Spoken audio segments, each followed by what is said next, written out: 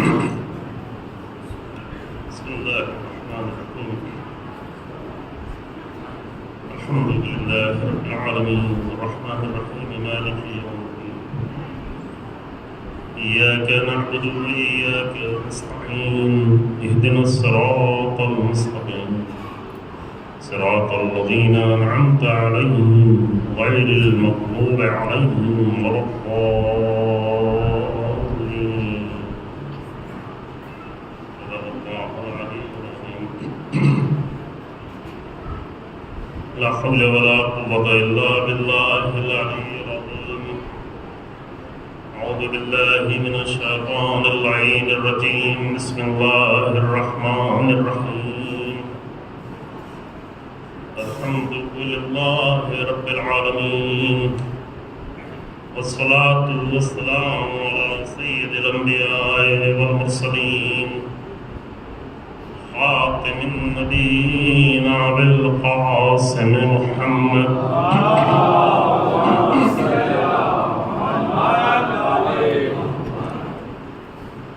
ثم الصلاة والسلام على أهل بيته الطيبين الأطهرين المعصومين المظلومين الذين عذب الله عنهم الرجس وطهرهم تطهيرا.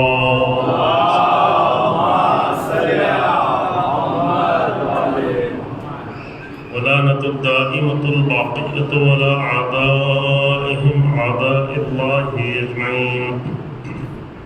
أما بعد وقد قال الله تبارك وتعالى في كتابه الكريم. بسم الله الرحمن الرحيم. وما محمد إلا رسول قد خلت من قبله الرسل أفإن مات أو قتل انقلبتم على أعقابكم ومن ينقلب على عقبيه فلن يضر الله شيئا وسيجزي الله الشاكرين.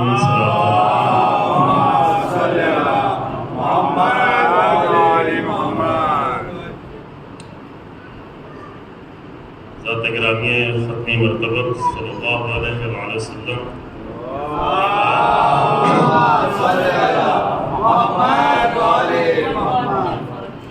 آپ کی رحلت کے بعد انہی دنوں میں جو یہ ایام گزر رہے ہیں وہ بہت ہی سن 11 ہجری میں مدینے کے لیے بہت ہی حساس اور بہت ہی تاریخی ایام تھے. ان ایام میں دو طرح کے رسول اللہ کی امت 2 حصوں میں تقسیم ہو گئی. ایک امت وہ تھی، ایک گروہ وہ تھا جو بہت مختصر تھا، جو رسول اللہ کے قائم کیے ہوئے دین، رسول اللہ کے بنائے ہوئے اصول و شریعت جو اللہ کی طرف سے تھا، ان سب پر پوری مضبوطی سے قائم تھے اور اس کے لیے ہر طرح کی قربانی دینے کو تیار تھے. اور دوسرا گروہ وہ تھا کہ جو یا ہوشیاری میں یا چالاکی میں یا لالچ میں یا خودار پرستی میں یا نادانی میں یا دھوکے میں کسی بھی وجہ سے اس خطرے میں مبتلا ہو گیا کہ جس کی طرف قرآن نے پہلے ہی متوجہ کیا تھا سورہ آل عمران کی آیت نمبر 144 کے ذریعے کہ دیکھو تمہارے درمیان میں اگر میرا رسول نہ رہے فَإِن مَاتَ أَوْ قُتِلَ انقلبتم عَلَىٰ أَعْقَابِكُمْ، اگر رسول اللہ دنیا سے چلے جائیں یا انہیں قتل کر دیا جائے تو کیا تم واپس پلٹ جاؤ گے؟ انقلاب آئے گا، انقلاب قہقرائی. اس پہ ہم گفتگو نہیں کر سکے، اس لیے نہیں کی کہ جو پہلے ہم کر چکے ہیں دوسری جگہ پہ کہ انسان کی زندگی میں انقلاب ہمیشہ آتا رہتا ہے، لیکن وہ انقلاب ہے کون سا؟ انسان کے پورے وجود کو جو سب سے اہم حصہ ہے اس کو قلب کہتے ہیں. قلب کہتے ہی اس لیے ہیں کہ وہ منقلب ہوتا رہتا ہے. قلب ہی سے انقلاب کا لفظ بنا ہوا ہے، سمجھ رہے ہیں نا؟ قلب سے انقلاب، اور قلب چونکہ منقلب ہوتا رہتا ہے اس کی حالت بدلتی رہتی ہے، تو اسی لیے اس کا نام قلب رکھا گیا ہے. اور یہ پہلے یہاں وضاحت کی جا چکی. قلب سے مراد روح ہے. قلب سے مراد یہ دل میں لگا ہوا سینے میں پمپ نہیں ہے. جہاں بھی دین میں، قرآن میں، روایتوں میں قلب کی بات آئے تو اس سے مراد ہارٹ نہیں ہے، پمپ نہیں ہے جو خون 1 منٹ میں 72 بار جو ہے وہ پورے جسم میں پہنچ جاتا ہے۔ قلب سے مراد روح ہے، انسان ہے کہ جس کو ہمیشہ باقی، اس کو اسی روح کو کبھی روح کہتے ہیں، کبھی قلب کہتے ہیں، کبھی نفس کہتے ہیں۔ وہ حقیقت ایک ہی ہے، 2 حقیقتیں ہیں انسان کے وجود میں، ایک اس کا جسم ہے اور ایک اس کی روح ہے۔ جسم ایک ایسی حقیقت ہے جس کو 60 70 80 90 سال بعد ختم ہو جانا ہے، جا کے خاک میں مل جانا ہے۔ قانون ایک ہے کہ کل شیء یرجع الی اصلہ، ہر چیز اپنے اصل کی طرف پلٹتی ہے، ہر چیز اپنے اصل کی طرف پلٹتی ہے۔ جسم مٹی سے بنا ہے، مختلف مرحلوں سے گزر کر کبھی ڈائریکٹ مٹی سے بنا دیا جیسے حضرت آدم کا جسم بنایا تھا، یا جو ہے مٹی کے زمین سے نکلے ہوئے پھل فروٹ سبزیاں دیگر چیزیں کھا کے جسم بنتا ہے، یا اسے جانور کھاتا ہے، جانور کو انسان کھاتا ہے، لیکن بہرحال کہیں نہ کہیں اس جسم کا رابطہ مٹی سے ہے۔ تو ہر چیز اپنی حقیقت کی طرف پلٹتی ہے۔ ہمارا جسم کتنا ہی قوی کیوں نہ ہو، کتنا ہی حسین کیوں نہ ہو، کتنا ہی اچھا کیوں نہ ہو، لیکن بہرحال اسے مٹی میں جا کے مل جانا ہے۔ اس کی ساری حقیقت یہی 60 70 80 سال کی ہے۔ اس سے زیادہ تو انسان امید بھی نہیں کرتا کہ اور زندہ رہے، ورنہ پھر اور زندگی جو ہے اور تباہ ہو جاتی ہے۔ اور قرآن یہاں پہ کہتا ہے کہ ایسی مقصد انسان پہ پڑ جاتا ہے کہ بچوں جیسا ہو جاتا ہے، اتنا بچوں جیسا ہو جاتا ہے، بچوں سے بدتر ہو جاتا ہے، یعنی اس کا ذہن بیکار ہو جاتا ہے۔ بچے بچے ہوتے ہیں لیکن دیوانے تو نہیں ہوتے۔ زیادہ بوڑھا ہونے کے بعد ممکن ہے دیوانہ ہو جائے، ممکن ہے کہ وہ ذہن کا حافظہ کھو بیٹھے، ممکن ہے کہ ہاتھوں کی توانائی نہ رہے۔ بچوں کو جو ہے نہلایا دھلایا جاتا ہے، ان کے ماں باپ ان کو پاک کرتے ہیں، صاف کرتے ہیں، ممکن ہے بڑھاپے میں، تو اس مرحلے میں پہنچنے کے بعد انسان آرزو کرتا ہے کہ موت آ جائے، جب نہ اسے لباس کی اپنی پرواہ ہے، نہ اپنے جسم کی پرواہ ہے۔ تو اگر یہ 80 90 سال کی زندگی انسان کو اچھی مل بھی جائے تو بغیر ایک بزرگ کے کہ 90 سال تو چھوڑے، اگر ایک انسان کو جناب نوح کی طرح 2500 سال کی زندگی بھی مل جائے تو یہ 2500 سال کی زندگی بھی آخرت کی زندگی کے بغیر مقابل میں لمحوں والی زندگی ہے، لمحے ہیں، چند لمحے ہیں۔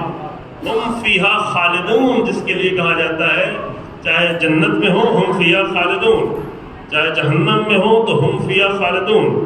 البتہ جہنم میں ایک گروہ ایسا بھی جائے گا کہ جس کو وہاں سے پاک کر کے پھر نکال دیا جائے گا، اب نکلنے کے بعد وہ جنت کے لائق بن سکے گا، جنت میں جائے گا، ورنہ آراف میں ڈال دیا چلو بھائی پڑے رہو یہاں پر اپنی زندگی جیو۔ تو اس زندگی کے مقابل میں یہ دنیا کی زندگی بہت مختصر ہے۔ تو جو جسم کی حقیقت ہے وہ اس دنیاوی زندگی کے لیے ہے، دنیا سے ہے، زمین سے ہے، زمین میں جا کے مل کے ختم ہو جائے گا، چاہے کتنا ہی حسین کیوں نہ ہو۔ جس چیز پر انسان اپنے جسم میں جو چیز انسان سب سے زیادہ ظاہر کرتا ہے وہی سب سے پہلے ختم ہو جائے گی۔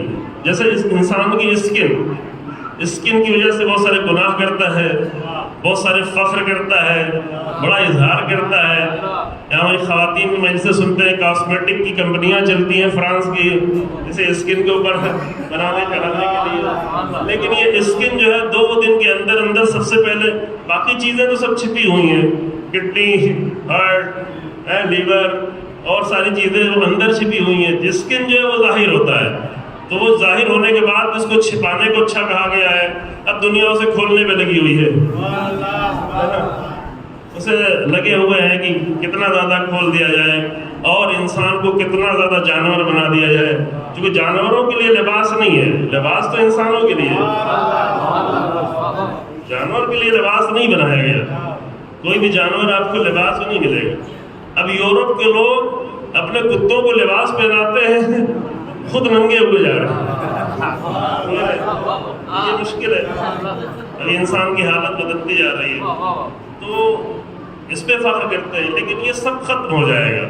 جو چیز باقی رہنے والی ہے وہ روح ہے انسان ہے، اور روح انسان کا ایک نام ہے قلب، کیونکہ روح بدلتی رہتی ہے۔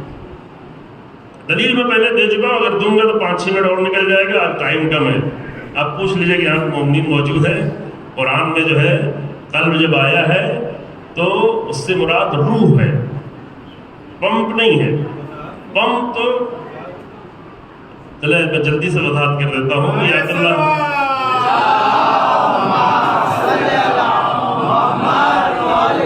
اگر مسکین بھائی کو ضرورت محسوس ہو رہی ہے پھر آپ سب کو ضرورت محسوس ہو رہی ہوگی، اس لیے وضاحت کر دیتا ہوں۔ آیت اللہ جوادی عاملی یہ دلیل دیتے، میری دلیل یہ نہیں ہے، ان کی دلیل یہ ہے کہ اگر ایک انسان وہ کافر ہو، مشرک ہو، منافق ہو، بد کردار ہو، فاسق ہو، فاجر ہو، بد اخلاق ہو، وہ جائے اپنے ہارٹ کا چیک اپ کرائے، ٹیسٹ کرائے اور اس کی رپورٹ آئے، بس اس میں جو ہے یہ سب کچھ ہے لیکن بریانی بہت زیادہ نہیں کھائی ہے، کباب بہت زیادہ نہیں کھائے ہیں، مرکن غذائیں کم کھائی ہیں، تو اس کی جب رپورٹ آئے گی تو ڈاکٹر دیکھ کے کیا کہے گا کہ تمہارا ہارٹ بالکل سالم ہے، تمہارا دل بالکل ٹھیک کام کر رہا ہے کیونکہ تم نے صحیح غذائیں کھائی ہیں، لیکن ہے وہ منافق، ہے وہ کافر، ہے وہ مشرک، ہے وہ بد کردار، ہے وہ فاسق، تو وہ جس کو ڈاکٹر کہہ رہا ہے کہ تمہارا دل بالکل ٹھیک چل رہا ہے، اسی کو قرآن کہتا ہے فی قلوبہم مرض، جو کہ منافق ہے لہذا اس کا دل مریض ہے۔ دلیل واضح ہے کہ وہ جو قرآن کہتا ہے اس کا دل مریض ہے، وہ بم کو نہیں کہہ رہا ہے، وہ روح کو کہہ رہا ہے۔ جو منافق کی روح مریض ہے، فاسق کی روح مریض ہے، تو اس لیے واضح ہو جائے آپ کے لیے، چلے جلدی میں نے بیان کر دیا، یہ ہے حقیقت انسان کی قلب، اور چونکہ قلب اب اس دل کی حالت تو بہت جلدی نہیں بدلتی، کوئی بلڈ پریشر کے مریض ہے تو ٹھیک ہے تھوڑا اوپر نیچے ہوتا ہے، لیکن روح کو قلب اس لیے کہتے ہیں کیونکہ روح کی حالت بدلتی رہتی ہے۔ ایک مجلس سن لیا، کوئی اچھی بات سن لی، روح میں بہت ہی زندگی آ جاتی ہے، پھر آگے مولانا آج تو میرا دل تازہ ہو گیا، روح تازہ ہو گئی۔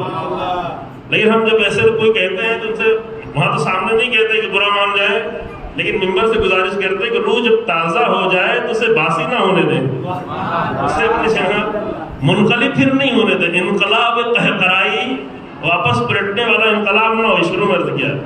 جب روح ایک مرتبہ تازہ ہو تو اسے تازہ رکھیں، اسے زندگی دیتے رہیں، اسے حیات دیتے رہیں، مجلس نہ ہو تو بھی اپنے عمل سے، اپنی فکر سے، اپنی سوچ سے اس کو مسلسل زندگی کی ضرورت ہے۔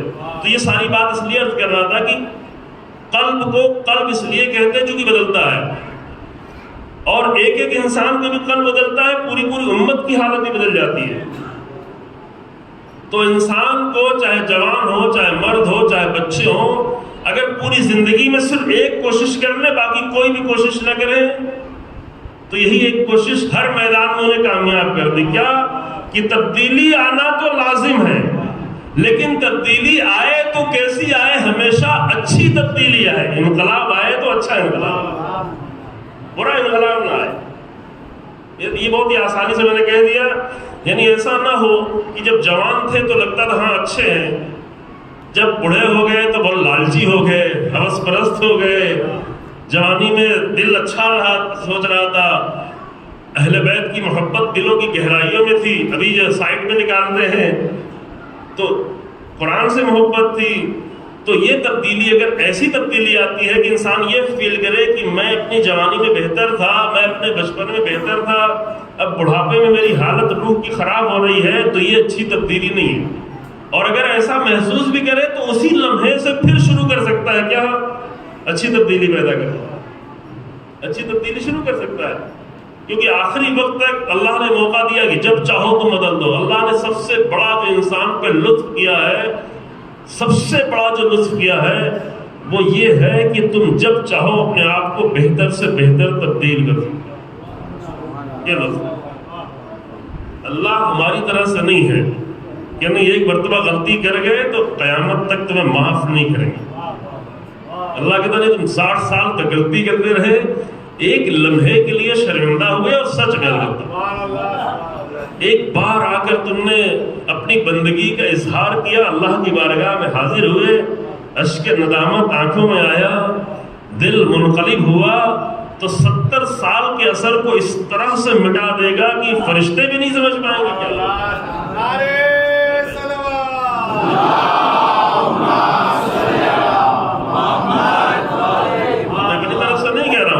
ہیں۔ آپ دعا کا جملہ تو پڑھتے یا سریع الرضا، اے بہت جلدی راضی ہو جانے والے. یہاں پہ ہم باپ بیٹے سے راضی نہیں ہوتا اتنی جلدی ہے نا, بھائی بھائی سے راضی نہیں ہوتا, ذرا سی زمین کے مسئلے میں سال سال تک لڑائی چلتی رہتی ہے, نسلوں تک آگے بڑھا دیتے ہیں, راضی نہیں ہوتے. بعد میں جا کے شرمندہ ہوتا تو بھی راضی نہیں ہوتے. عید کے دن آیا ملنے آتے ہیں تو بھی نظریں گھما لیتے ہیں, شادی بیاہ موقع پڑا ملنا چاہتے ہیں تو بھی راضی نہیں ہوتے. دوست دوست سے راضی نہیں ہوتا, عزیز عزیز سے راضی نہیں ہوتا, شوہر بیوی سے راضی نہیں ہوتا. اب وہ معافی مانگ رہی ہے, غلطی کا احساس کر رہی ہے, اب راضی ہو جاؤ, ختم کر دو دل سے, ہے نا. بیوی شوہر سے راضی نہیں ہوتی, غلطی کرتی ہے تو ختم کرو بھائی. لیکن اللہ کیا ہے, کتنی بھی غلطیاں کر کے آ جاؤ, حتیٰ وہ جرم جو سب سے بڑا جرم ہے کہ حتیٰ مشرک بھی رہے ہو, یہ سب سے بڑا جرم. ان اللہ لا یغفر ان یشرک بہ ویغفر ما دون ذلک لمن یشاء. مرنے کے بعد جو جرم نہیں معاف ہوگا, باقی اور جرم معاف ہو گئے, لیکن یہ کبھی بھی بالکل نہیں معاف ہو سکتا. اللہ بھی نہیں معاف کرے گا شرک کو. کہتا زندگی میں اگر تم شرک سے معافی مانگو تو ہمیں تم اس طرح معاف کر دیں گے تم رسول اللہ کے عظیم صحابی بن جاؤ گے. وہ تھے مشرک تھے بہت سارے لوگ, لیکن جب توبہ کر کے آئے تو عظیم صحابی کے درجے میں آ گئے. وہی مکے کے لوگ, وہی مکے کے اطراف کے لوگ, تو وہ اللہ بہت جلدی راضی ہوتا ہے. اور روایتوں میں یہاں تک ہے کہ جس زمین پر خطا, غلطی, گناہ, ظلم کیا تھا اس زمین پر بھی اثر باقی رہتا ہے. زمین گواہی دے گی, قرآن واضح طور پہ کہتا ہے جان ربک اوحی علی, کیونکہ زمین پر اللہ نے وحی کی گواہی دے. تو وہ زمین پر جو اثر تھا, انسان جب توبہ کرتا ہے اور اپنے آپ کو پلٹنا چاہتا ہے اور بدلنا چاہتا ہے تو زمین سے بھی اثر کو مٹا دیتا ہے, فرشتوں کے نام اعمال سے مٹا دیتا ہے. یہ سب تو دور کی بات ہے, انسان کی روح پر جو اثر پڑا ہوا تھا اسے بھی ختم کر دیتا ہے. روح انسان اثر کرتی ہے, جتنا بھی اچھا کام کریں گے سب انسان کی روح پر اثر پڑاتی چلی جاتی ہے. روایتیں باقاعدہ ہے, جیسے برائیاں کرتا ہے انسان تو ایک بلیک اسپاٹ روح پہ آتا ہے سمجھانے کے لیے, اور پھر وہ جیسے جیسے انسان برائیاں اور کرتا ہے, گناہ اور کرتا ہے, ظلم اور کرتا ہے, لوگوں کو تکلیف اور پہنچاتا ہے, تو وہ اسپاٹ بڑھتے بڑھتے بڑھتے یہاں تک ایک مرحلہ بات کہ احاطت بہ خطیئتہ, پورا احاطہ ہو جاتا ہے. اس کی خطائیں اس کے پورے وجود پر, اس کی پوری روح پر احاطہ کر لیتی ہیں, گھیر لیتی ہیں ہر طرف سے, کچھ بھی نہیں رہ جاتا. اس منزل میں اگر انسان آ گیا تو اب اس کے پاس توبہ کی توفیق بھی سلب ہو جاتی ہے.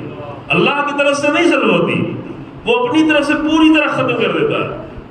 جب پوری طرح سے احاطہ ہو جائے, توجہ کریں, مثلا حر کے پاس ایک موقع تھا جو کہیں پر روشنی جل رہی تھی, بہت سی تاریکی آ چکی تھی, عمر ساتھ ابن زیاد کے لشکر کا حصہ بنا تھا, بنی امیہ کے نظام کا حصہ بنا تھا, یہی بہت بڑی تاریکی کے سبب بنا ہوا تھا. لیکن ایک روشنی اندر کہیں موجود تھی کہ رسول اللہ کی بیٹی, رسول اللہ کے نواسے ہیں. یہ ایک روشنی نے حسین ابن علی نے اسی پہ ضرب لگائی, پورا دن روشن ہو گیا. لگائیے نہیں کہ تیری ماں تیرے غم میں بیٹھے, یہ بد دعا نہیں تھی, یہ اس روشنی پہ ضرب لگائی تھی کہ پھیل جائے روشنی بکھر جائے, پوری تاریکی پہ چھا جائے. یہ ہوا. اور یہ ہر انسان کو ہے کہ اگر اس کے دل میں کہیں بھی کوئی روشنی کی کرن باقی ہے تو کسی ایک مجلس سے, کسی ایک جملے سے, کسی ایک حالت سے, حتیٰ کسی ایک بیماری سے, گھر کے اندر کوئی بیمار ہو گیا ہے, ممکن ہے وہ بیماری آ کر اس کے دل میں روشنی جلا دے. کتنے دلوں میں کووڈ-19 نے روشنی جلا دی. یہ کووڈ-19 بڑی بری بیماری تھی, لیکن ان لوگوں کے لیے بہت اچھی تھی کہ جو متوجہ ہو گئے کہ کہاں جا رہے تھے, پلٹنے کا وقت آ گیا ہے. بیماریاں بھی نعمت بن کے آتی ہیں کبھی کبھی, کچھ لوگوں کے لیے عذاب بن جاتی ہے. یہ انسان کے اوپر ہے کہ کس کو کیا بنائے.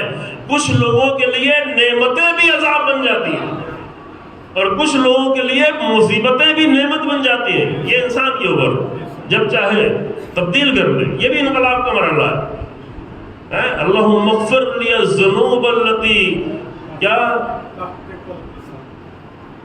تحت لسان تو بہت اچھا ہے, یہ جو حرمتوں کو توڑ دیتے, تغیر النعم, کیا جو نعمتوں کو تبدیل کر دے.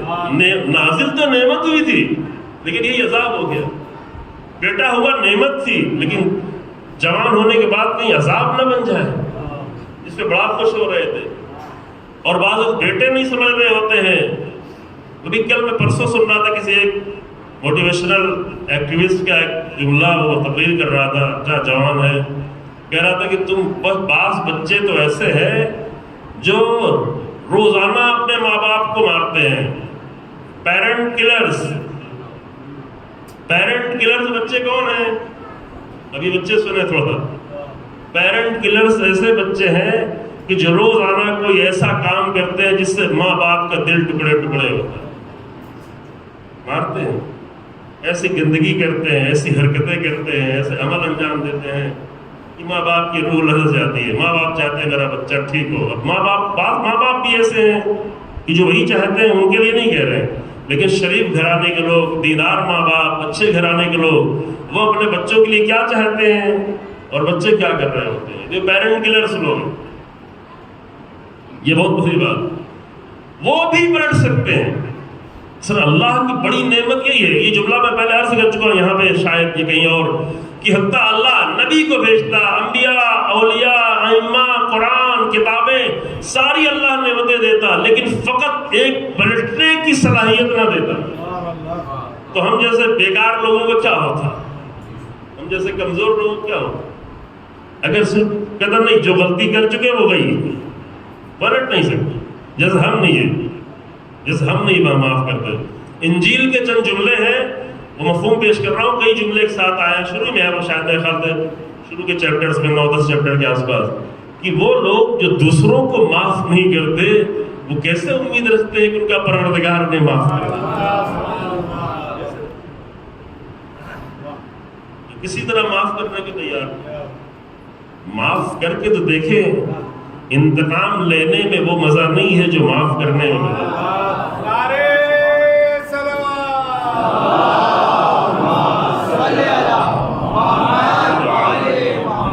ہمارے یہاں تو کلچر ہی پورا بنا کے رکھا گیا ہے، نہیں معلوم کس کے ڈراموں، فلموں، اس کے ذریعے سے نہیں، انتقام،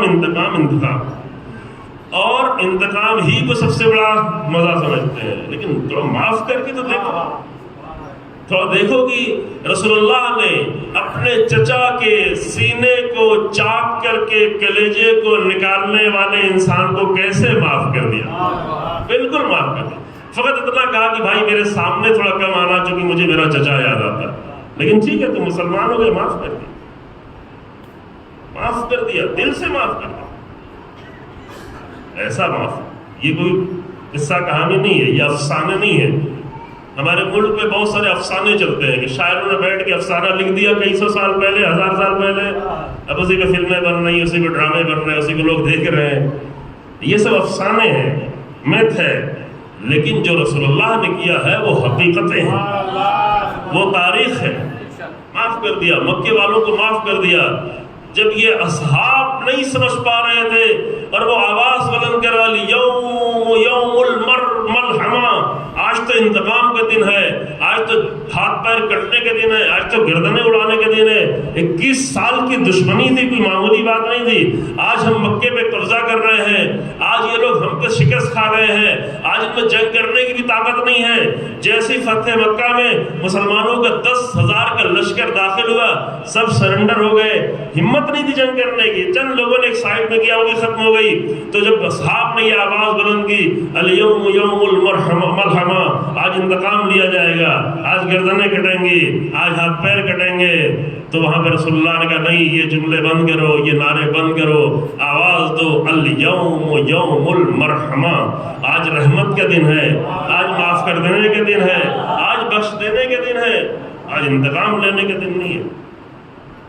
اس لیے کہ انسان زندہ رہتا ہے، ہم لوگ انتقام لے لے کے زندہ رہیں گے، اور وہ انتقام سن کے جب ائمہ کی باری پڑھتے کہ این الطالب بدم المقتول بکربلا این المنتقم، تو وہاں ہمارے ذہن میں وہی آتا ہے، آئیں گے اور ماریں گے، امام زمان آئیں گے انتقام لینے، یعنی کیا، یعنی پکڑ پکڑ کے ماریں گے۔ دیکھیں وہ تو روایتوں میں ہے کہ جنہوں نے جرم کیا ہے ان کو سزا دی جائے گی، سزا اسلام کا قانون ہے، یہ انتقام نہیں ہے۔ توجہ کریں، امام زمان کا صرف ایک ہی انتقام ہوگا کہ ظلم کا خاتمہ کر کے عدالت کی حکومت قائم کرے۔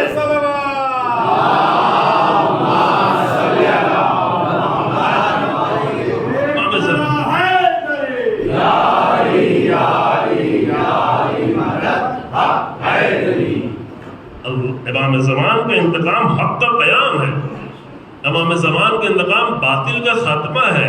امام زمان حق کے لیے ان کا یہ ان کو اتنے چھوٹے لیول پہ لے آئے اپنے کہ ارے انہوں نے یہ مارا تھا، انہوں نے ایسا کیا تھا، انہوں نے یہ ظلم کیا تھا، چلو ماریں گے تاکہ دل کو تھوڑا راحت ہوگی۔ یہ نہیں ہے، یہ نہیں ہے۔ یہ 1400 سال بعد 1500 پتہ نہیں جب ظہور ہوتا ہے، انشاءاللہ خدا کرے جلدی ظہور ہو، ہم سب کو بھی دیکھنا نصیب ہو۔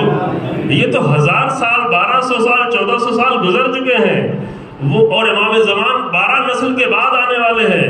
وہ امام جو وہی میدان کربلا میں موجود تھا اور جس نے اپنی نظروں سے سارا منظر دیکھا تھا، جسے شام کے بازاروں میں پتھر مارے گئے تھے، جس کے بابا کے سب لوگوں نے نیزے بلند کیا تھا، اسی امام کے سامنے حسین ابن نمیر جس نے حسین ابن علی کے گلے پہ تیر مارا تھا، جس نے علی اکبر کے سینے پہ برچھی ماری تھی، وہ سامنے آتا ہے، بھوکا ہے، پیاسا ہے، بھاگا ہوا ہے، لشکر سے بکھرا ہوا ہے۔ امام اسے پانی دیتے ہیں، امام اسے کھانا دیتے ہیں۔ وہ بے حال تھا، اسے ہوش نہیں تھا۔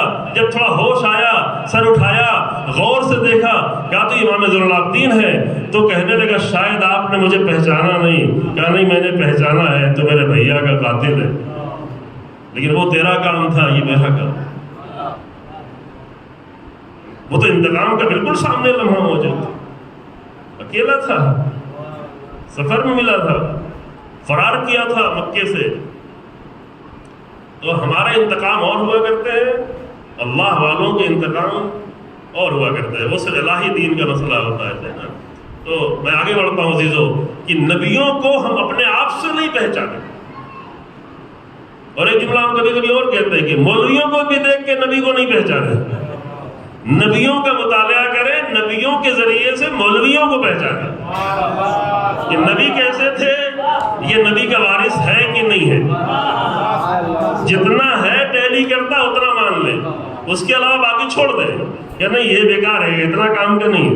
توہین نہ کرے، کسی بھی مومن کی توہین نہ کرے، کسی کی۔ یہ تو قرآن، یہ تو رسول اللہ کی حدیث ہے، المومن اعظم حرمتا من الکعبہ، مومن کے احترام کعبے سے بڑھ کے رہے۔ تو کسی بھی، نہ مومن کی، نہ مومنہ کی، نہ بیوی کی، نہ بھائی کی، نہ دوست کی، نہ مولوی کی، اپنے نہ غیر کی، کسی کی، مومن ہے تو اس کی توہین نہ کرے، لیکن مانے اتنا ہی جتنا نبوس نبی سے اس کو ٹیلی کرتا ہے، میچ کرتا ہے، جتنا ائمہ سے میچ کرتا ہے۔ اس کے علاوہ سب چھوڑے، اور وہ کوئی ماننے کی چیز نہیں ہے۔ جب پورا مان لیتے تو کہتا بس میں کامل ہو گیا، اس سے کوشش بھی نہیں کرتا، اور خود کو بھی میچ کریں۔ چونکہ انبیاء ہیں اسی لیے، رسول اللہ کو اسی لیے قرآن نے کہا سورہ احزاب کی آیت نمبر 21 میں کہ یہ تمہارے لیے اسوہ حسنہ ہے۔ یہ صرف مولویوں کے لیے نہیں ہے، یہ علماء کے لیے، تمام بشریت کے لیے ہے کہ یہ تمہارے لیے حسین خوبصورت رول ماڈل ہے۔ خوبصورت، تو خود کو خوبصورت کرنا چاہتے ہو، چہرے کی خوبصورتی نہیں، وہ تو جیسا ہے ویسے ہی رہے گا۔ اپنے وجود کو خوبصورت کرنا چاہتے ہو، جس کی خوبصورتی کبھی بھی ختم ہونے والی نہیں ہے، تو اپنے آپ کو جتنا بھی ہمارے اسوہ حسنہ سے ملاتے جاؤ گے اتنے ہی خوبصورت ہوتے جاؤ گے۔ جسم خوبصورت نہ ہو، چہرہ خوبصورت نہ ہو، اگر انسان اندر سے خوبصورت ہے تو سب اسے قبول کرتے ہیں، بیوی، بچے، ماں، باپ، دوست، احباب۔ لیکن چہرہ کتنا ہی حسین ہو، جسم کتنا ہی خوبصورت ہو، لیکن اندر ساری گندگی بھری ہوئی ہو، روح گندی ہو، تو شوہر اسے باہر کر دیتا ہے، بیوی سے ملنا نہیں چاہتی، ماں باپ نہیں ملنا چاہتے۔ تو اصل حسن اور روح کا حسن ہے، اور وہ حسن رسول اللہ بکھیر رہے ہیں، آج بھی بکھیر رہے ہیں، اور یہ بکھرتا ہی جائے گا۔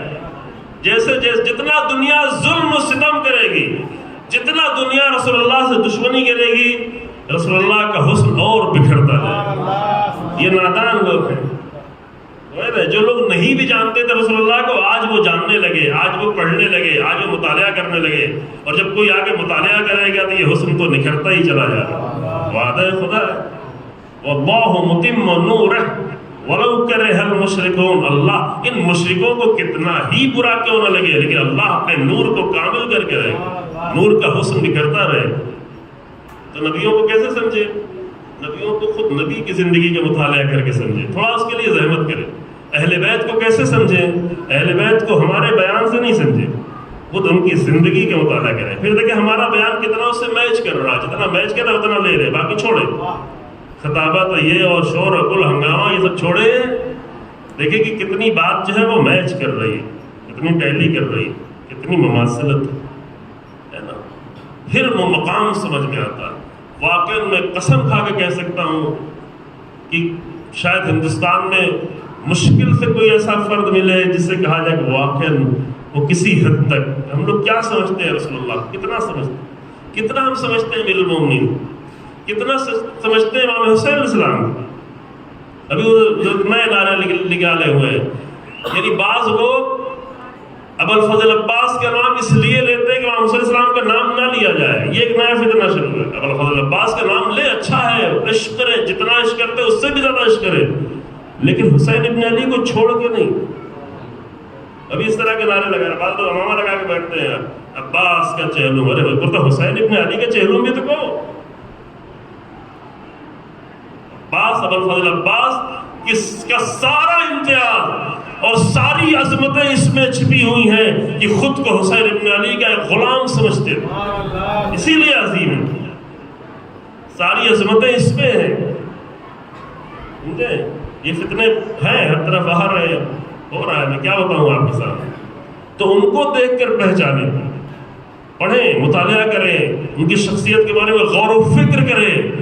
جو جھوٹی چیزیں ادھر ادھر لا کے ڈالی اس سے اپنے آپ کو بچائیں. حقیقتوں سے دیکھیں، حقیقتی کربلا، پھر حقیقت رسول اللہ کے دیکھیں، انبیاء کے دیکھیں، تھوڑا سا دیکھیں. بعض لوگ دھوکہ کھا جاتے ہیں. میں ایک چھوٹا سا واقعہ سناؤں، ایک دو مطلب اور ادھر کرنا ہے. ابو علی سینا کا نام آپ سبھی لوگوں نے سنا ہوگا، ہے نا. انگریزی میں ان کو کہتے ہیں ابی سینا،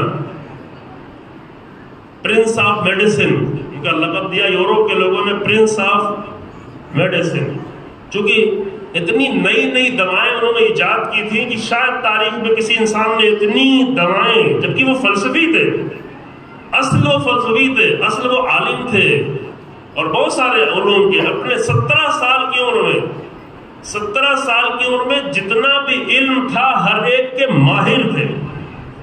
ایسا انسان نہیں پیدا ہوا تاریخ میں.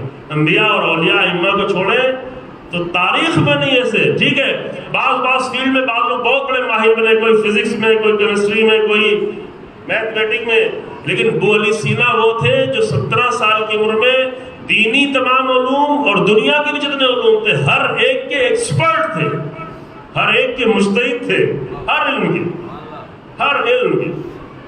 7 سال کی عمر میں جب ان کو استاد آ کے لاجک پڑھانے لگا تو 2-4 دن پڑھانے کے بعد کہتا اب آپ مجھے پڑھائیں، میرے پاس جتنا علم تھا میں نے بتا دیا، اب آپ پڑھائیں. یہ کتابیں موجود ہیں. جب قانون اور شفا کتابیں یورپ میں ترجمہ ہونے لگی تب یورپ کے لوگوں نے علم کو جانا، علم کے عین سے آگاہ ہوئے. علم نہیں تھا، جہالت تھی. مڈل ایجز کے دور میں 5ویں صدی سے لے کے 15ویں صدی تک یورپ بالکل جہالت کی ڈارکنس میں، گہرائی میں پڑا ہوا تھا. خود ان کا اعتراف ہے. یہ اسپین کے ذریعے سے اسلامی کتابیں ابن رشد کی، ابن سینا کی، ابن عربی کی، ان کی کتابیں ترجمہ ہو کے یورپ کو علم سے آشنائی ہوئی ہے. تو ابو علی سینا وہ ہیں. ابو علی سینا کے بعد ان کا ایک بہت ہی قریبی شاگرد رہتا تھا. میں نبی بتانے کے لیے ابو علی سینا کے بعد میں نہیں کر رہا ہوں، ان کی بات کریں بہت لمبی ہو جائے گی. ان کی کتابیں ابھی بھی دنیا کی بہت ہی بڑی اہم زبانوں میں موجود ہیں. عظیم کتاب جس کو سمجھنے کے لیے بہت علم چاہیے ہوتا ہے.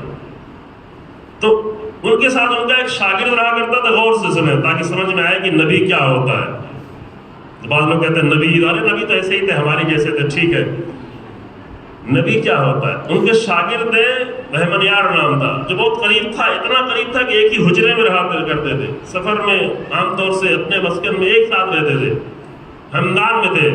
ابو علی سینا ایسے ہیں کہ جن کو ہر ایک کہتا ہے کہ میرے ہیں. ایران کہتا ہے کہ میرے ہیں، ترکی کہتا ہے کہ ہمارے ہیں، افغانستان کہتا ہے کہ ہمارے ہیں. کیوں کہیں پیدا ہوئے، کہیں سفر کیا، کہیں رہے، وہ کئی سارے ملکوں میں.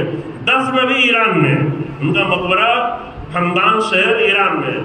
سب سے زیادہ ایرانی کہتا ہے کہ میرے ہیں، اور اور بھی کئی سارے ملک کہتے ہیں نہیں یہ میرے ہیں، میرے ہیں، میرے ہیں. اچھا ہے، انسان جب بلند مقام پہ ہوتا ہے. تو ہمدان میں وہ تھے. ہمدان کی ٹھنڈک بہت زیادہ ہوتی ہے، شدید، سمجھ رہے ہیں، یعنی -15 -10 یہ سب نارمل وہاں پہ ہے. میٹر برف جمی ہوتی ہے.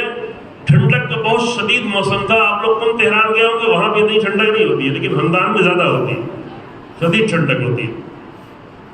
تو ان کا شاگرد ان سے بار بار کہہ رہا تھا آپ کے اندر اتنے کمالات پائے جاتے ہیں، اتنا علم آپ کا ہے. اب شاگرد تو اسی طرح جانتا تھا، ہم لوگ بھی نہیں جانتے تھے. تو آپ اگر نبوت کا بھی دعویٰ کرتے تو سب آپ کو نبی مان لیں.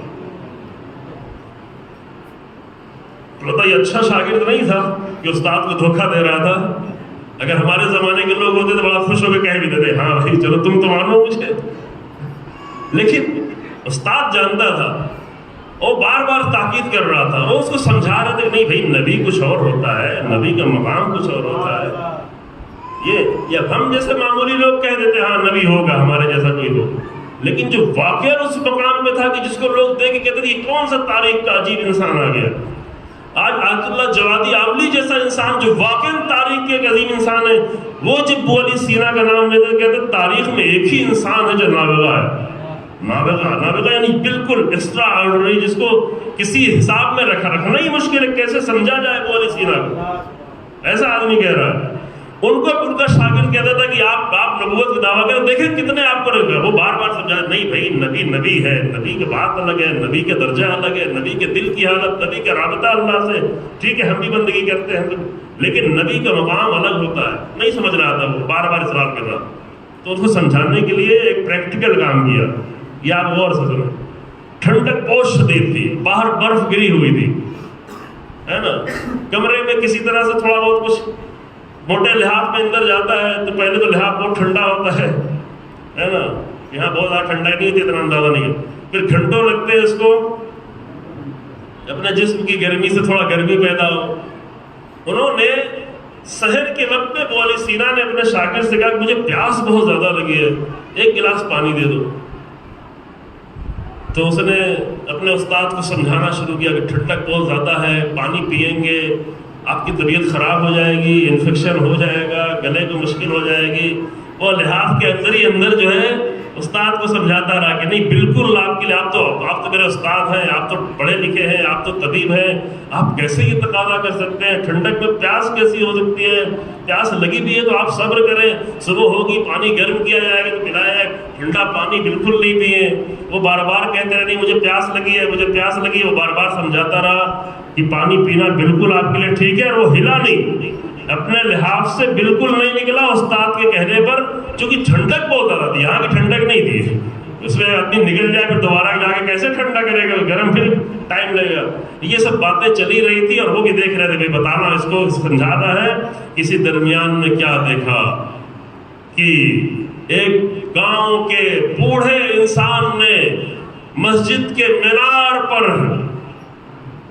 کھڑے ہو کر اذان کی آواز بلند کی، اللہ اکبر کی صدا بلند کی. جو بستر سے نکلا تھا، جو مائنس ٹیمپریچر میں آیا تھا، جو مسجد تک آیا تھا، جو بلندی تک گیا تھا، جس نے وضو کیا تھا اور یہ سب کچھ کر کے آواز اشہد ان محمد رسول اللہ. جب یہاں تک پہنچا تو ابو علی سینا نے کہا اٹھو اذان ہو گئی ہے. مجھے پیاس نہیں لگی تھی، میں تمہیں صرف یہ بتانا چاہتا تھا کہ نبی میں اور غیر نبی میں فرق کیا ہوتا ہے.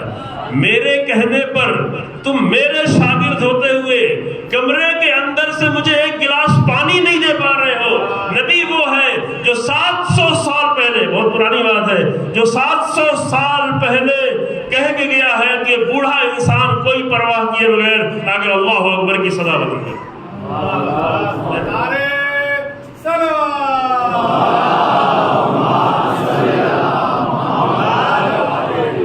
اس لیے کہ انسان سمجھے کہ فرق ہے. اور جب یہ فرق سمجھ لے گا، جب انسان جان لے گا کہ نبی کا مقام کیا ہے اور تمام نبیوں میں رسول اللہ کا مقام کیا ہے، تو پھر بندگی کرنا بہت ہی آسان ہو جائے گا.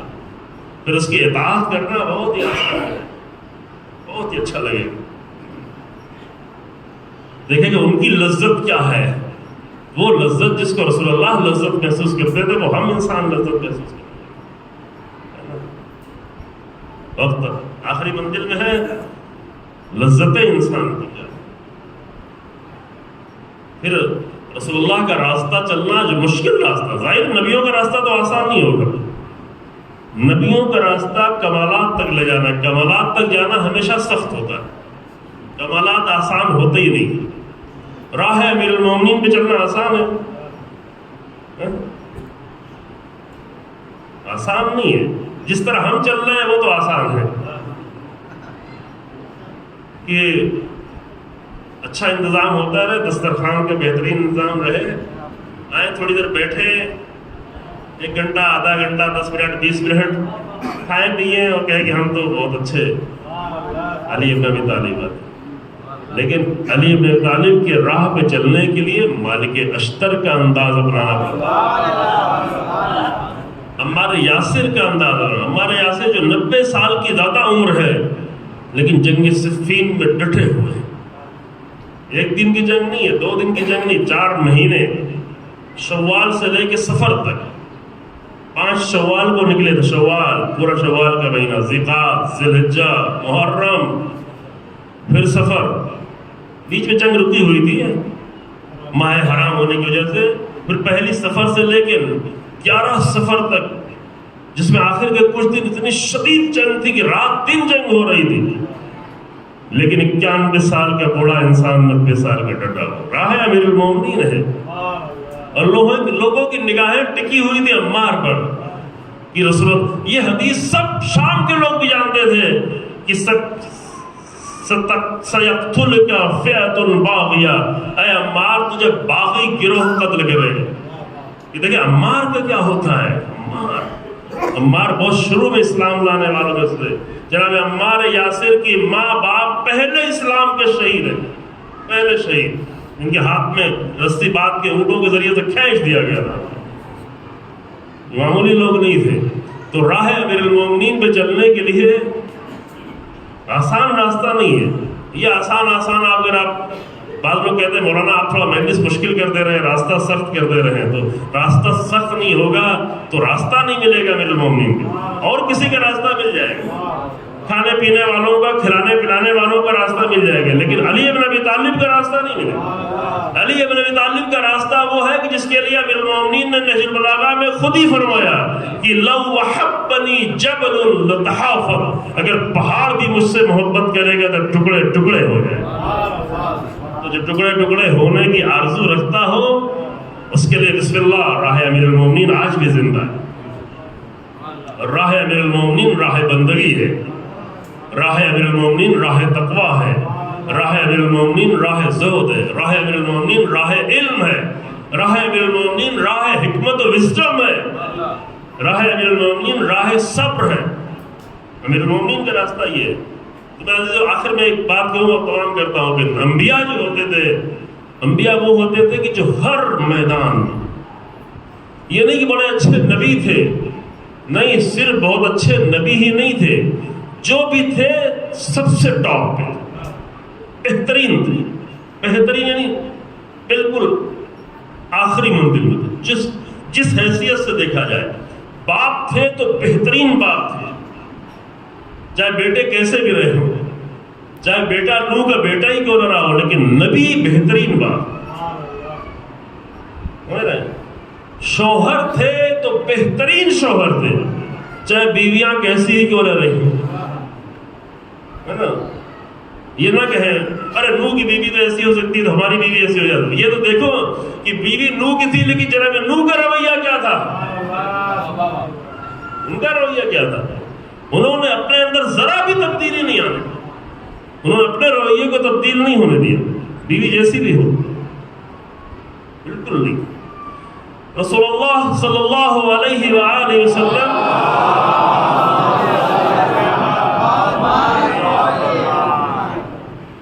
تاکید کے اندر دیکھو اپنے اہل و عیال کے ساتھ اچھی طرح سے پیش آؤ. غور سے سنیں عزیزو, ابھی ہم انڈین کلچر میں جی رہے ہیں, زمینداری کے کلچر میں, اور مردوں کی کیا سلطنت کے کلچر میں, اور اگر پھر مردوں کی سلطنت کم ہوتی, بیویوں کو ملتی, پھر وہ آ جاتی ہے. اسلامی کلچر تو آتا ہی نہیں, یا ان کی سلطنت یا ان کی سلطنت, یا یہ غالب یا وہ غالب, یا یہ ظلم کر رہے ہیں یا وہ ظلم کر رہے ہیں. جدھر سے بھی یہ ظلم ہی ہو رہا ہے, تو یہ تو اسلامی کلچر نہیں. رسول اللہ فرماتے ہیں کہ اپنے اہل و عیال کے ساتھ اچھے طریقے سے پیش آؤ, اور میں تم سب سے زیادہ اپنے اہل یعنی بیویوں کے ساتھ بہتر طریقے سے پیش آؤ, چاہے بیویاں جیسی بھی رہی. بیویاں بہرحال غلطیاں کرتی رہی ہیں, رسول اللہ کے سامنے بھی غلطیاں کر جاتی تھی, عام گھرانے کی تھی, کوئی وہ یہ نارمل تھی، نیچرل سی بات ہے. یہ تھوڑی نہیں تھی کہ وہ کوئی خاص طریقے سے بن کے آئی تھی. ہو گئی تھی شادی، کسی کے شوہر مر گیا، کسی کے شوہر شہید ہو گیا، کسی کے شوہر مرتد ہو گیا، کسی کے شوہر جنگ احد میں مر گیا، کسی کے شوہر، تو رسول اللہ اس کو سہارا دینے کے لیے شادی کر لیتے تھے. تم بے سہارا نہ رہو. چونکہ بیوہ عورتوں سے کوئی جلدی شادی نہیں کرتا تھا، ان کے بچے ہوتے تھے. اب جناب ام سلمہ کے کئی بچے تھے بڑے بڑے، ان کے ساتھ شادی کوئی نہیں کر رہا تھا. رسول اللہ نے کہا ٹھیک آ جاؤ. اب جناب سلمان ہوتا بہت ہی محترم خاتون تھی، بہت ہی مقدس خاتون تھی. انہوں نے آ کے ڈھال لیا تھا اپنے آپ کو رسول اللہ کی زندگی. لیکن بعض لوگ نہیں ڈھال پائیں. قرآن بھی آگے ڈانٹتا ہے کہ لا تبذر. دیکھو اگر تم جاہلیت والے ہو بناؤ سگار کرنا چاہتی ہو تو رسول اللہ کو چھوڑ کے جاؤ. رسول اللہ کو اللہ اور اچھی بیویاں دے دے گا. چھوڑو یہ سب. اگر تم یہ کہتے یہ چاہیے فلاں چاہیے وہ چاہیے، اب جو چیز چاہیے تھی وہ تو رسول اللہ دیتے تھے. خوشبو چاہیے ہے وہ رسول اللہ خود کے لیے بھی رکھتے تھے، بیویوں کو دیتے تھے. اور رسول اللہ کا سب سے بڑا خرچہ زندگی کا خوشبو تھی. یہ اچھی چیز ہے. گندے نہ رہیں، گھر کو گندا نہ رکھیں، کپڑے کو گندا نہ رکھیں، شوہر گندا نہ رہے، بیوی گندی نہ رہے. کہ کسی فنکشن میں جائے تو جہاں نہیں ہونا چاہیے وہ سب کچھ کر کے جائے. شوہر کے سامنے گندی سڑندی پڑی ہوئی ہے. شوہر بھی گندا نہ رہے. یہ نہیں کہ میں تو شوہر ہوں، میں تو باہر کام کرتا ہوں. نہ صاف ستھرا رہے. رسول اللہ نے فرمایا کہ دیکھو تم اپنے آپ کو پاک صاف رکھو. پاک تو رکھنا ہی ہے، صاف رکھو. یہودیوں کی طرح نہ بنو. یہودیوں کی عورتیں بد کردار اس لیے ہو گئیں کیونکہ ان کے شوہر گندے رہتے. اس زمانے کی بات، ابھی نہیں اتنے گندے رہتے. ابھی مسلمان گندے رہتے جو حقیقت سے مان لیں تو گندے نہ رہے انسان. گندگی بری چیز ہے.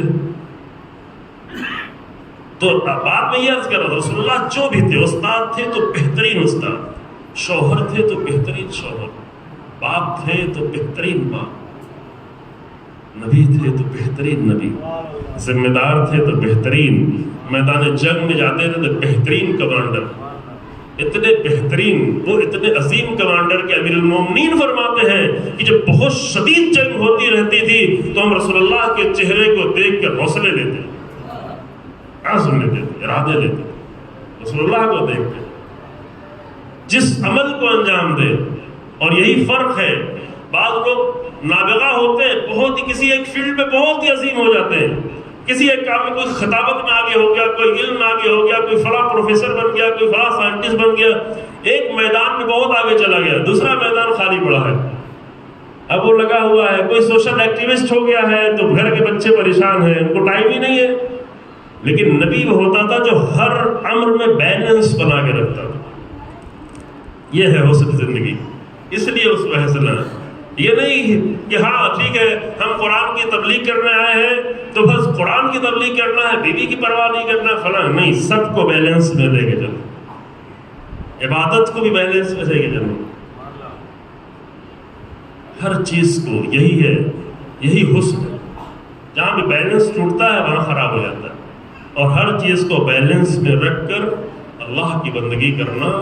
اور اللہ کی بندگی کا اظہار کا سب سے زیادہ واضح ذریعہ ہے وہ ہے نماز. میں تبلیغ کرنے نہیں آیا ہوں، میں اس لائق اپنے آپ کو نہیں سمجھتا. میں صرف یہ کہہ رہا ہوں عزیزو کہ اگر انسان اظہار کرنا چاہے، اگر اللہ کی بندگی کا اظہار نہیں ہوگا تو کس کا اظہار ہوگا؟ کل ہوتا ہے تکبر کا اظہار، متکبر. اور سب سے بڑا پہلا متکبر کون ہے؟ یہ سوال آپ لوگ. پہلا متکبر کان من المتکبر، استکبر نہیں، کان من الکافرین، لیکن استکبر، مستکبر ہوا. سب سے پہلا متکبر. تو جہاں بھی انسان بندگی کو چھوڑتا ہے تو لازمی تو تیسرا کوئی آپشن نہیں ہے. اس گمان میں نہیں ہے کہ بیچ میں کوئی ایک اور آپشن بھی ہے، یا بندگی ہے یا تکبر ہے. کیونکہ قرآن کہتا ہے ان الذین یستکبرون عن عبادتی سیدخلون جہنم داخرین. آیت پڑھی تھی، پورا ترجمہ نہیں کیا کہ وہ ذلت اور رسوائی کے ساتھ جہنم کا شکار ہو. کیوں؟ اس میں سے دو ہی آپشن ہے، یا بندگی یا سبمیشن کی حالت روح میں قلب میں، یا یہ کہ انسان کیا ہو؟ مستکبر ہو جائے.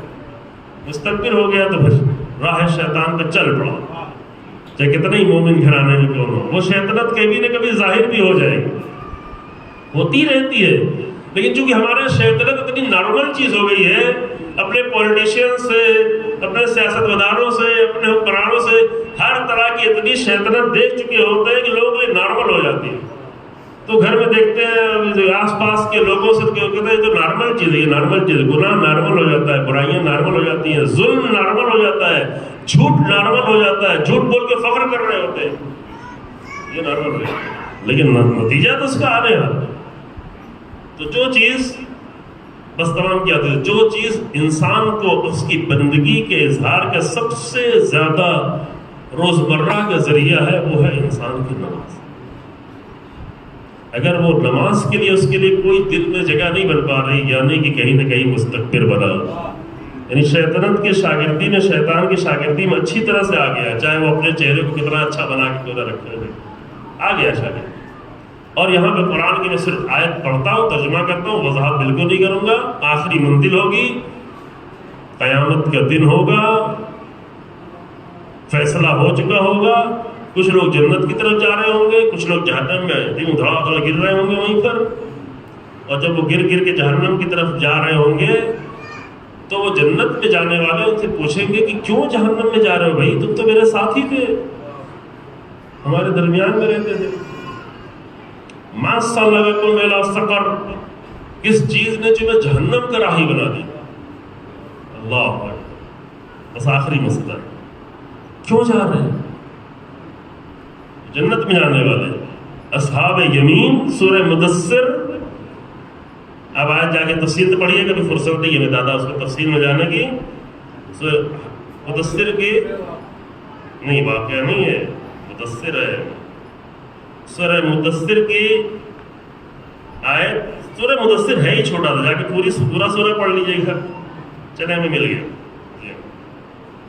ایک سلوات تو پڑھے، بہت دیر سے نہیں پڑھی.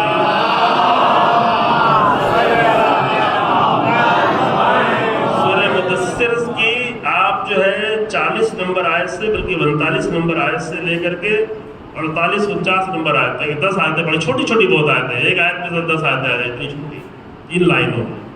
یہ اصحاب یمین، کل نفس بما کسبت رہینہ، ہر ایک کو وہی ملے گا جو اس نے کیا ہوا ہے، جو کسب کیا ہے وہی آخرت میں ملے گا. الا اصحاب الیمین، مگر اصحاب یمین جا رہے ہوں گے فی جنات یتساءلون، جنتوں کی طرف سفر ہوگا. اور وہ سوال کرے، یتساءلون، وہ سوال کرے کس سے؟ عن المجرمین، جو رسول اللہ کے مجرم ہیں، جو اللہ کے مجرم ہیں، جو قرآن کے مجرم ہیں، جو نمازوں کے مجرم ہیں، جو حجاب کے مجرم ہیں، جو دین کے مجرم ہیں. مجرم تو مجرم ہے.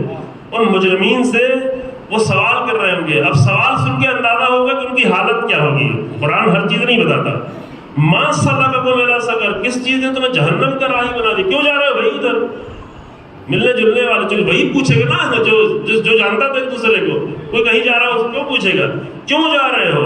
قالو، تو آخری وقت میں یہ جہنم میں جانے والوں کا جواب یہ ہوگا. قالو، تو وہ کہیں گے، پہلا جواب یہ ہوگا کہ لم نکو من المصلین، ہم نمازیوں میں سے نہیں. پہلا جواب. اس کو اور سمجھو، یہ قرآن ہے، یہ حدیث وغیرہ نہیں اس کے بارے میں تحقیق کی جائے کہ صحیح والی ہے، کمزور والی ہے، ضعیف والی ہے، اپنے والی ہے، غیر والی ہے، یہ کچھ نہیں ہے. یہ قرآن ہے، یہ قرآن ہے. پہلا جواب ان کا یہ ہوگا کہ لم نکو من المصلین. اے کاش کی جس طرح یہ جگہیں بھری ہوتی ہیں ہماری مجلسوں میں، ایسے نبات میں بھی بھری ہوتی. چلو یہاں پہ سب نہیں آ سکتے، دور دور سے یہاں آتے ہیں ماشاءاللہ، لیکن جہاں بھی ہو نماز کا مسئلہ، جہاں بھی انسان کو وقت ملے جا کے وہ 4 منٹ میں 4 رکعت نماز پڑھ لے، 3 منٹ میں 3 رکعت نماز. ٹھیک ہے، اور نہیں کرنے دل چاہتا کہ بتایا چھوڑے جائے، لیکن یہ نہ ہو کہ قیامت کے دن یہ کہنا پڑے لم نکو من المصلین، ہم نمازیوں میں سے نہیں تھے. اتنی. دوسرا جواب یہ ہوگا وَكُنَّا نُكَذِّبُ، معاف کیجیے، لم نکو نطعم المسکین، اور ہم صرف خود کھاتے تھے، کسی کو کھلاتے نہیں تھے. یہ مسکین نہیں، ان کو نہیں کھلائیے گا. جو واقع مسکین ہے، یعنی جو اپنے سال بھر کا خرچہ نہیں رکھ پاتا، ان کو ہم کچھ کھلاتے نہیں تھے، صرف خود کھاتے. وَكُنَّا نَخُوضُ مَعَ الْخَائِضِينَ، اور ہم تو صرف مزے کرنے والوں کے ساتھ مزے کر رہے ہیں. مزہ ہی ہے، ساری زندگی کا سارا مقصد کیا بنا ہے؟ مزے کرنا، کھا کے مزے، یہ کر کے مزے، گناہ کر کے مزے، ہر چیز صرف مزے کے لیے۔ اچھا زیارت کرنے جاؤ تو بھی مزے ہی، لوگ جاتے کیا کھلایا؟ حسین ابن علی کی کربلا میں بیٹھ کے اچھا کھانا ڈھونڈ رہے ہوتے کہ یہ کیوں کھانا لے آئے، وہ کیوں نہیں کھلایا، مینو کیوں نہیں بدلا، پھر دوبارہ یہی کھلا دیا۔ کیا کر رہے ہیں؟ دیکھا ہے اپنی آنکھوں سے، لڑتے ہوئے دیکھا ہے نا، جو ان کو وہاں بھی مزہ چاہیے، حج میں بھی مزہ چاہیے، کربلا میں بھی مزہ چاہیے، شب عاشور میں بھی ان کو مزہ چاہیے، مجلسوں میں بھی مزہ چاہیے، ممبر سے بھی مزہ ہی چاہیے، اور کچھ نہیں چاہیے۔ پوری زندگی کا مقصد ہی بنائے گا۔ وَكُنَّا نَخُوضُ مَعَ الْخَائِضِينَ وَكُنَّا نُكَذِّبُ بِيَوْمِ الدِّينِ، اور ہم اپنے عمل سے آخرت کا انکار کرتے تھے، ہم یقین ہی نہیں تھے، زبان سے کہتے تھے ہاں آخرت ہوگی، لیکن ہمارا عمل بتاتا کہ نہیں۔ یہ چار جواب: پہلا نمازی نہیں تھے، دوسرا یعنی اللہ سے رابطہ اچھا نہیں تھا، اور کھلاتے نہیں تھے، یعنی بندوں سے میرا اچھا رابطہ نہیں تھا، کھاتے تھے لیکن کھلاتے نہیں تھے، اور اس کے علاوہ کیا صرف مزے کر رہے تھے، اور ان سب کچھ کے ذریعے سے ہم اصل میں آخرت سے انکار کر رہے تھے۔ اگر یہی بات ختم ہو جاتی تو چلو مسئلہ نہیں ہے، کوئی نہ کوئی گنجائش نکالتے کہ ہوگا، چلو معاف ہو جائے گا، شفاعت ہو جائے گی، ارے نمازی تو چھوڑی تھی شفاعت ہو جائے گی، لیکن اس کے بعد والی آیت سنے تو پتہ بن جائے گا۔ حتی اتانا الیقین، یہاں تک کہ مجھے موت آ گئی۔ یقین یہاں پہ موت ہے، یعنی چونکہ یہ موت بالکل یقینی، اس لیے موت کو یقین نہیں کہتے۔ حتی اتانا الیقین، اب وہ جہنم والے کہہ رہے ہوں گے یہاں تک کہ مجھے موت آ، یہی سب کرتے کرتے کرتے کہیں بدلے نہیں، کبھی بھی اچھا انقلاب نہیں آیا، کبھی بھی بدلنے کی کوشش ہی نہیں کی، 2 مہینہ مجلسیں سنتے رہے لیکن کبھی بھی اپنے آپ کو بدلنے کی کوشش نہیں کی، یہاں تک کہ موت آ گئی۔ اب کیا ہوگا؟ بات ختم نہیں۔ وہاں قرآن کہتا ہے آیت نمبر 48 میں، فما تنفعہم شفاعت الشافعین، اب شفاعت کرنے والوں کی شفاعت بھی انہیں کوئی نفع نہیں پہنچائے، ہے ہی نہیں۔ دیکھو اہل بیت تو شفاعت ہی نہیں کریں گے سیدھے سیدھے، کیونکہ اہل بیت ایسے کی شفاعت نہیں، جس کی اللہ شفاعت نہیں چاہے گا اس کی اہل بیت تو شفاعت نہیں ہے۔ وما یشاءون الا یشاء اللہ، وہ تو وہی چاہتے جو اللہ چاہتا ہے۔ وما تشاءون، معاف کیجیے، وما تشاءون اللہ ہے، اور اللہ شفاعت ہوتی کب ہے؟ یہ آپ کو بار بار سورہ بقرہ کی آیت الکرسی کے ذمہ آپ پڑھتے رہتے ہیں، وَمَن یشفع عند اللہ الا بإذنہ، وَمن یشفع عنده الا، کوئی شفاعت کر ہی نہیں سکتا جب تک کہ اذن پروردگار نہ، الا بإذنہ۔ یہ آیت الکرسی اتنا پڑھنے کی تاکید اسی لیے ہے کہ بعض ذاکرین آ کر انسان کو توحید سے ہٹا دیتے ہیں، تو آیت الکرسی پڑھتے رہو تاکہ توحید اپنی باقی رہے۔ کوئی شفاعت کر ہی نہیں سکتا الا بإذنہ، سوائے اذن پروردگار کے۔ تو اہل بیت تو شفاعت نہیں کریں گے جب تک اللہ کا اذن نہیں ہوگا، جن کی شفاعت قبول ہی نہیں کرنا جن کے بارے میں، اس کے لیے اذن کیسے ہوگا؟ لیکن ممکن ہے کوئی باپ آ کر رحم میں آ جائے، کوئی دوسرا آ کر رحم میں، ارے میرا بیٹا ہے، کہنا نہیں، فما تنفعہم شفاعت الشافعین، اب ان کے لیے کوئی بھی شفاعت کوئی بھی فائدہ نہیں، تو بس ختم ہوئی عزیزو بات۔ ایک سہارا جو ہم لے کے بیٹھے ہیں شفاعت کا، تو اس کے لیے یہ 4 چیزیں ہوں پھر اچھا، پھر شفاعت ہے، اسے کوئی شک نہیں، شفاعت سے انکار نہیں کریں، شفاعت ہے، لیکن وہاں ہے جہاں شفاعت قبول ہو۔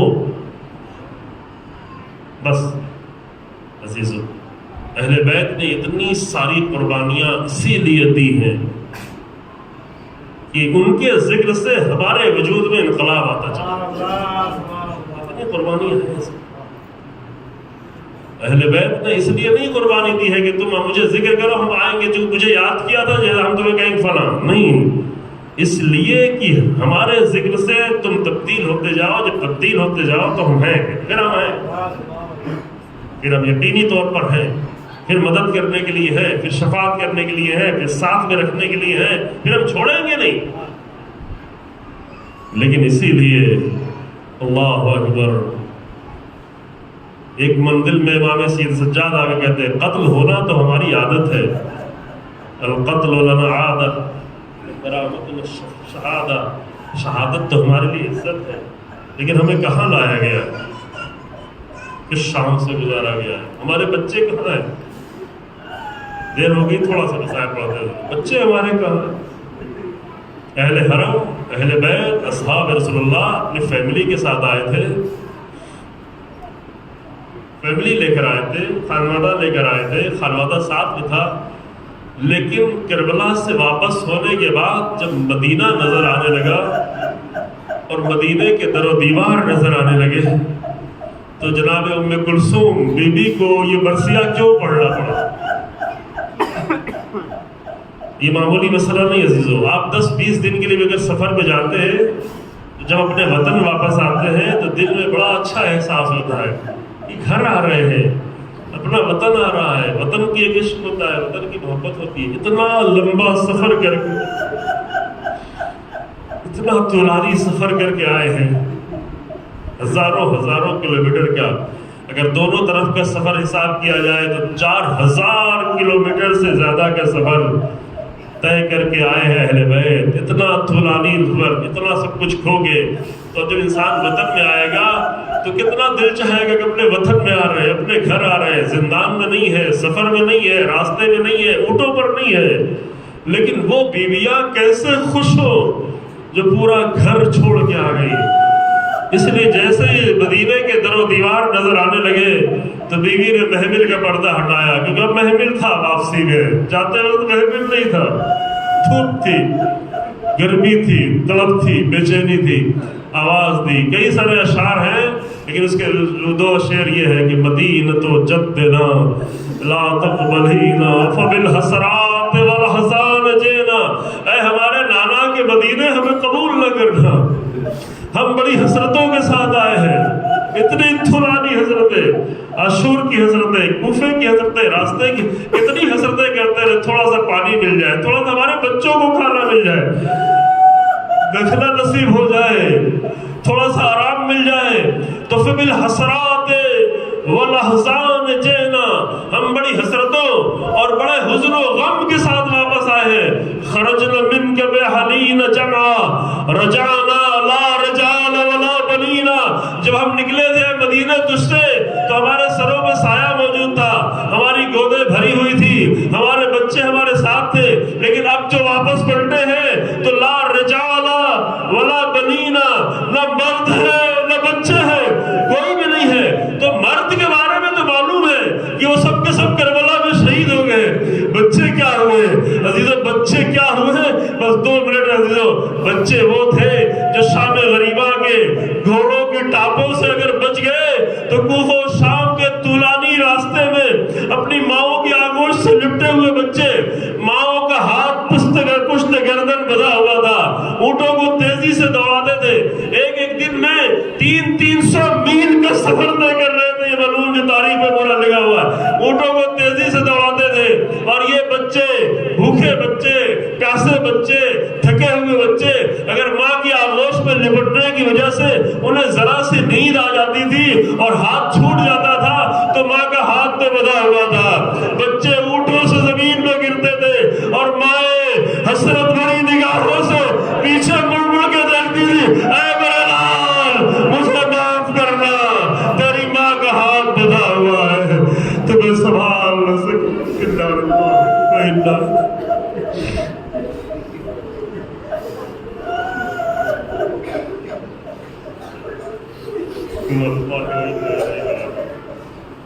سيعلم الذين ظلموا أي منقلب ينقلبون. ربنا تقبل منا إنك أنت السميع العليم بحق محمد وآله الطاهرين. پروردگار ہمارے سب سے عمل کو قبول فرما. پروردگار بانیان مجلس کی طرف سے ان کے تمام اعمال کو قبول فرما. پروردگار حاضرین جو یہاں موجود ہیں ان کی اس عبادت کو قبول فرما. پروردگار ہمیں مضبوطی کے ساتھ راہ اہل بیت، راہ حسین ابن علی چلنے کی توفیق عنایت فرما. پروردگار ہماری زندگی میں، ہمارے دلوں میں، ہمارے بچوں کے دلوں میں، ہماری فیملی، ہمارے اگلی نسلوں کے دلوں میں ہمیشہ اچھی تبدیلی اور اچھا انقلاب پیدا کرتا ہے. پروردگار ہمارے انجام کو خیر قرار دے. پروردگار ہمیں کلمہ حق کو ہمیشہ زندہ رکھ، کلمہ باطل کو نیست نابود کر رہا، ظالموں کے شر سے دنیا کو محفوظ رکھ. علماء اور حق مراجع کرام کی حفاظت فرما. رہبر انقلاب رحمۃ اللہ سیستانی کے طول عمر عطا فرما. امام زمانہ کے ظہور میں تعجیل فرما. اور ہمیں عوام کے حقیقی ناصروں میں قرار دے. آخر میں گزارش ہے کہ سورہ حمد سورہ توحید کی تلاوت فرما کر مرحومہ نسیم فاطمہ بنت علی احمد، مہر النساء بنت سید عالم حسین، زرینہ بنت سید عالم حسین، نگار فاطمہ بنت ذکی حیدر، آغا علی اطہر بنت آغا علی محمد